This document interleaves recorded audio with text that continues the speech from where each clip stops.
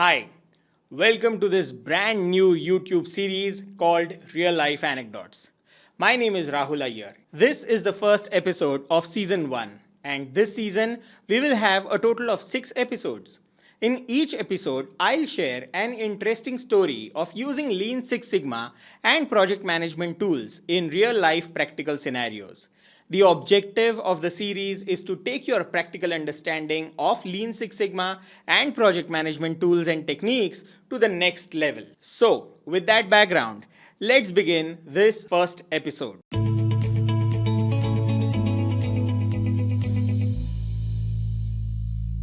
Today you will hear a real life story of one of my students, Rajan Mahalingam, and the topic of this story is everything that went wrong with the brainstorming session.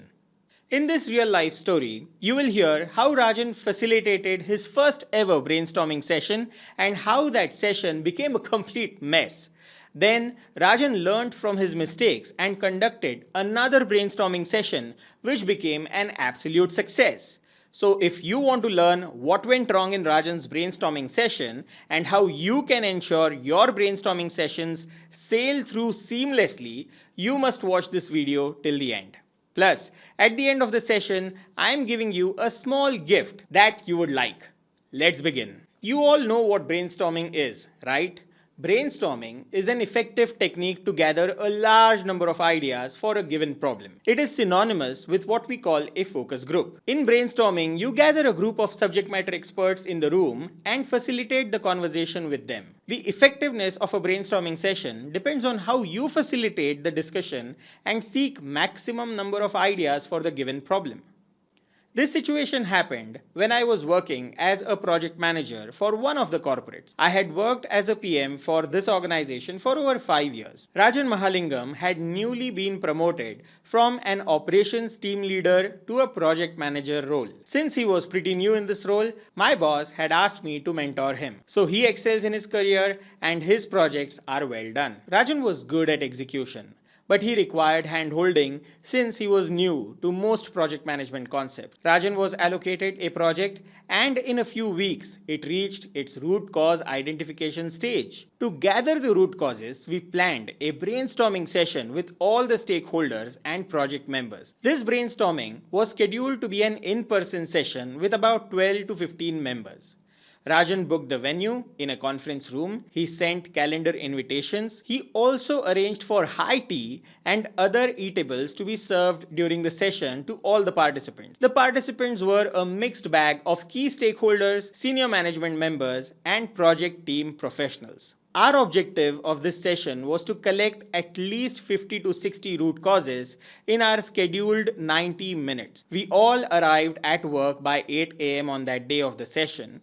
The session was scheduled to begin at 10 a.m. Just 1 hour before the session, I received a call from my boss. He had received a presentation request from the CEO of the company. I was his right-hand man for making all his presentations. He asked me to come urgently to get his work done, as the presentation had to be created and sent back in the next 2 hours. I mentioned the upcoming scheduled brainstorming session for Rajan's project. But as you know, the CEO request trumps all other activities.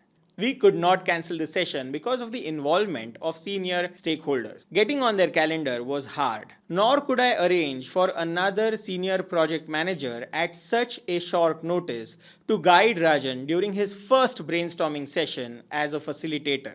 The show had to go on and Rajan had to lead it. There was no other choice. Rajan was confident that he could single-handedly carry on the session. So, before leaving to meet my boss, I gave Rajan a few fundamental guidelines to effectively facilitate the brainstorming session. Then, I reached my boss and Rajan started the brainstorming event. The brainstorming session lasted for 90 minutes. As soon as I met Rajan after completing my presentation, I asked, how was the session and how many root causes were identified? Rajan's face was lurking in disappointment, and he informed that they identified 10 root causes only. This was definitely not the goal. Recall, the session's objective was to collect at least 50 to 60 root causes in 90 minutes. So what went wrong? By the time I reached and met Rajan, he had already completed the self analysis of his entire event and had jotted down his learnings. He said there were 6 problems. Problem number 1.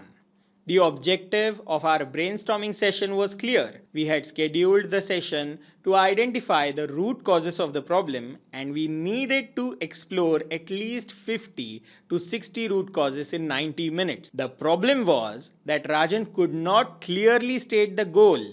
At the beginning of the discussion, when a few senior stakeholders asked why this meeting was convened, Rajan fumbled and said he wanted to gather the next steps for the project. It was only 30 minutes into the discussion that Rajan clearly articulated the objective. So, a valuable 1/3 of the meeting time was lost. What could Rajan have done to ensure the objectives are clearly articulated? One of the first ground rules of any brainstorming session is to clearly establish the need for the event. Rajan could have simply written the objective on the whiteboard of the conference room. So if anyone asked this question, Rajan could simply point to the whiteboard and reiterate what's written on it. Problem number 2.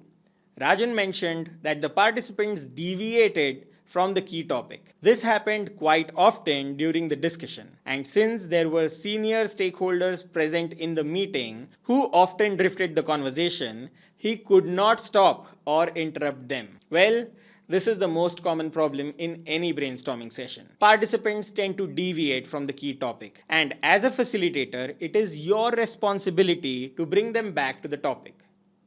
A simple sentence like this can help bring the participants back to the key topic.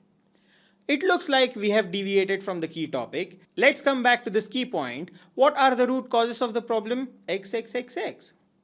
Or you may say, sorry to interrupt, since we are limited on time availability, I will humbly request you all to come back to the key topic, please. Problem number 3. Rajan further mentioned that only 3 to 4 participants dominated the entire discussion out of the 15 participants. As a facilitator, it is your job to ensure dominating participants are effectively managed. To help achieve this goal, you may say, that's a great point. Let us allow others to add. Have you used any other way to manage the dominating participants? If so, please share your techniques in the comments below. Problem number 4. The next problem Rajan had noted was that not everyone in the session participated in the discussion. This is another big problem. As a facilitator, you must ensure that all the session participants are involved and contribute their thoughts on the topic of discussion. The best way of ensuring everyone's participation is the use of the round-robin method. This way, everyone gets an equal chance to share their views and participants are prepared to talk as their chance arrives closer. Problem number 5. Rajan mentioned that if anyone shared their views, other participants got involved in evaluating the idea. Evaluation of ideas is a strict no when conducting the brainstorming session. In case you begin evaluating the ideas received, there is a likelihood that participants may not contribute, thinking the group may put down their ideas and they may lose their face in the meeting. Evaluating the viability of the ideas can be done post the brainstorming session. Problem number 6. Rajan described that a few ideas shared by the younger population in the group were deemed as crazy by the rest of the group. Now, this is not good. If you have to carry out successful brainstorming session, the ground rule you must maintain is any crazy idea is welcome. A crazy idea could potentially be a game changer. Allow every idea, however crazy, to be discussed. So, these were the problems that Rajan faced when he facilitated his first brainstorming session. Have you faced these issues too? I shared all the needed coaching with Rajan and asked him to conduct and facilitate another brainstorming session, ensuring that he adheres to all the discussed solutions. I was present in the second session, but I was thoroughly quiet, observing how Rajan facilitates the discussion. By the end of this second discussion, 3 things happened. First, Rajan's first brainstorming session had an output of 10 root causes. This second brainstorming session had a whopping output of 64 root causes collected in the same time of 90 minutes. Second, Rajan had complete control over the discussion. He did not allow participants to deviate, nor did he allow few participants to dominate over the others. Rajan also ensured that each participant contributes their ideas and no one is left out. To recap, what are the specific 6 points that Rajan had learned? 1. Clearly establish the need for the brainstorming session at the onset of the discussion. 2. Don't allow participants to deviate from the key topic. 3. Ensure dominating participants are effectively managed. 4. Ensure everyone participates in the discussion. 5. Don't engage in evaluating viability of the idea. And 6.